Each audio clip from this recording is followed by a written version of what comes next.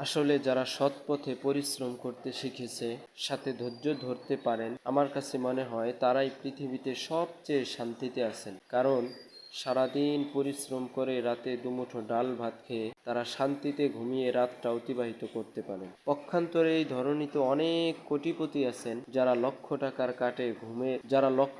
খাটে ঘুমের ট্যাবলেট খেয়েও শান্তিতে ঘুমাতে পারেন না। তাহলে এত টাকা থেকে লাভ, এত সম্পদের পাহাড় থেকে লাভ কি? আমার বুঝে আসে না। যদিও আমাদের এত টাকা নেই সম্পদের পাহাড়, তারপরেও আল্লাহ তাআলা অনেক শান্তিতে রেখেছেন, আলহামদুলিল্লাহ। সুস্থ রেখেছেন, সারাদিন পরিশ্রম করতে পারি সেই যোগ্যতা দান করেছেন। এই জন্য আল্লাহ তাআলার দরবারে তেনার কুদরতি পায়ে লক্ষ কোটি সেজদা দিলেও মনে হয় শুকরিয়া আদায় হবে না। তো আলহামদুলিল্লাহ, আমাদের জন্য সবাই দোয়া করবেন, আল্লাহ তাআলা যেন আমাদের কৃষিকাজের মধ্যে বারাকা দান করে। আমিও দোয়া করি আপনারাও সফল হন। আসসালামু আলাইকুম ওয়া রাহমাতুল্লাহি ওয়া বারাকাতুহু।